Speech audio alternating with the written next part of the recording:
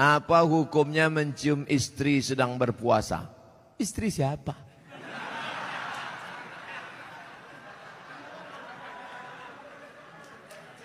Kalau istri engkau yang kau cium, maka tak batal. Dalilnya Nabi mencium Aisyah. Tapi kalau dia ihtiyat, hati-hati, takut dia tak bisa mengendalikan hawa nafsunya seperti Nabi Muhammad SAW, maka dia ihtiyat, dijaganya. Tapi hukum aslinya tak batal. Tapi kalau sampai memperturutkan hawa nafsu, maka jatuh dalam batal, rusak puasanya.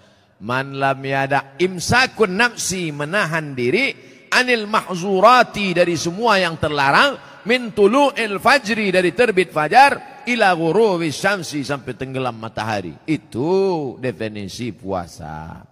Kalau adakah dalil yang menjelaskan tentang tahlilan? La ilaha illallah, la ilaha illallah, la ilaha illallah. Itu artinya tahlil. Tasbih, subhanallah. Tahmid, alhamdulillah. Takbir, Allahu akbar. Tahlil, la ilaha illallah. Man halala, siapa yang mengucapkan tahlil, summa ahda thawabahu ilal mayyit, kemudian tahlil itu dihadiahkannya kepada si mayit, orang mati, yantafi'u bihi, pahalanya sampai dan orang mati itu dapat manfaat. Begitu kata Imam Ibnu Taimiyah dalam kitab Majmu' Fatwa Ibnu Taimiyah.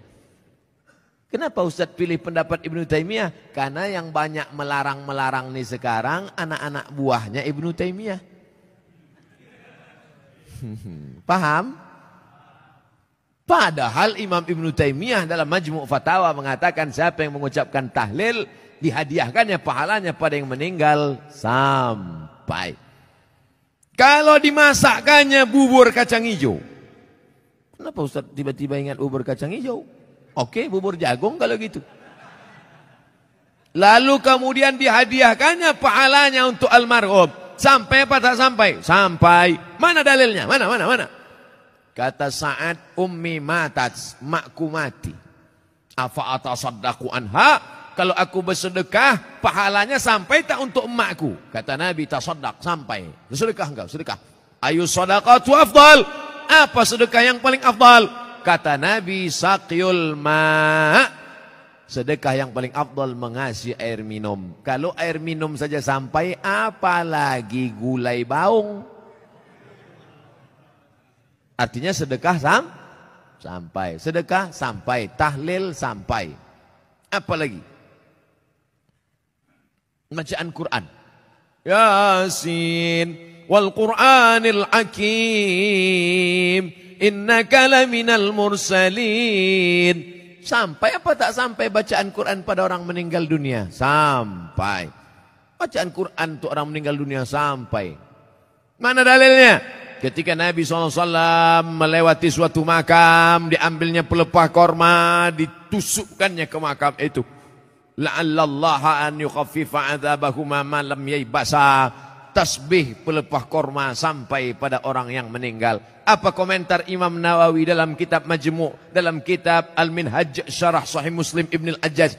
Kalau tasbih pelepah korma saja sampai, apalagi bacaan Quran orang yang beriman. Buka kitab Ar-Ruh, punya Imam Ibnu Qayyim Al-Jauziyah, murid Imam Ibnu Taimiyah. Punya murid namanya Ibnu Qayyim Al-Jauziyah. Punya kitab namanya Ar-Ruh, diriwayatkan sampai kepada Imam Ahmad bin Ambal lewat di suatu makam. Ada orang membaca Al-Quran, Imam Ahmad bin Ambal melarang. Tapi orang itu menyebutkan riwayat hadis, ternyata perawinya thiqah, bahwa Nabi punya sahabat namanya Abdullah bin Umar, anak Umar bin Khattab, berpesan, kalau aku mati nanti, bacakan di atas kuburku, pada bagian kepalaku pangkal Al-Baqarah, pada bagian kakiku ujung Al-Baqarah. Itulah dalil bacaan Quran sampai untuk orang yang sedekah sampai, tahlil sampai, baca Quran sampai. Sudah saya sebutkan dalil-dalilnya. Tak juga percaya, saya tak bisa menjawab. Habis sudah. Saya cuma bisa minta nama lengkap supaya nanti kalau mati saya kirim. Kalau tak sampai, cepat-cepat kasih kabar. Apakah ada yang tunjuk hal ini? Isna'u ta'aman li ali Ja'far li'annahu yusghiluhum. Kalau ada orang meninggal, buatkanlah makanan untuk keluarga Ja'far. Ja'far meninggal, istri anaknya susah. Jangan susahkan lagi dia dengan kedatangan kalian. Masakkan makanan. Hei istri Ja'far, hai anak Ja'far, kalian jangan lagi masak. Ini sudah kami bawakan masakan ayam penyet, lele, tahu goreng tempe. Minumannya Masjid Jami Al-Azhar. Dia memang setiap 10 menit mesti ada iklan. Begitu aslinya. Jangan sampai orang yang kemalangan itu sudah jatuh ditimpa tangga, diterkam kucing. Maka tradisi nenek moyang kita zaman dulu pun begitu. Di kampung-kampung masih ada. Kalau ada orang meninggal, tetangga sekeliling itu ada yang bawa beras, ada bawa telur ayam. Nanti di dapur itu mereka buat dapur umum. Jadi aslinya jangan menyusahkan. Sekarang beberapa masjid sudah buat, alhamdulillah, diumumkan kepada bapak ibu, nanti malam kita akan takziah, supaya jangan membawa, jangan repotkan sahibul musibah, maka kita bawakan makanan. Begitu yang sunnah. Adapun orang miskin sampai ngutang bubur kacang hijau karena kedatangan kita ikut berdosa.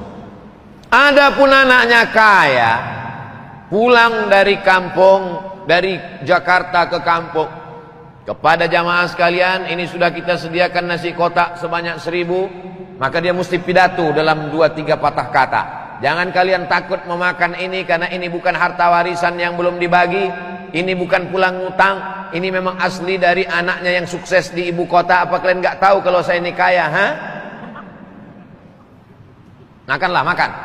Nah, adapun 7 hari dalam Quran tak ada, dalam hadis tak ada, dalam sahabat Nabi tak ada, tapi ada dalam tabi'in.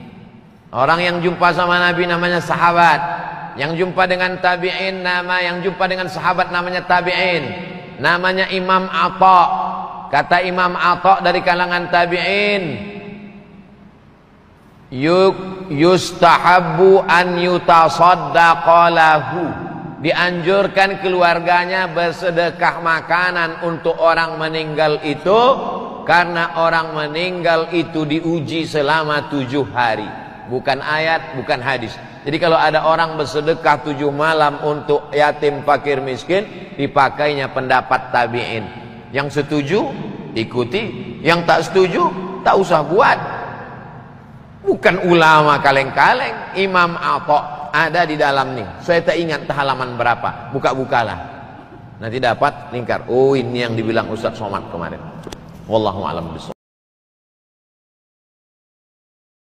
قلت لكم بالأمس أن قول أكثر أهل العلم أنه يجوز إهداء الثواب للميت، وهو قول أحمد، نص عليها في مسائل كثيرة جدا وجمع فيها جزءا الخلال، وهو قول مالك وقول أبي حنيفة، وللشيخ تقي الدين رسالة في إثبات أن الميت يجوز إهداء الثواب له، الشيخ تقي الدين ابن تيمية وتلميذه ابن القيم على ذلك.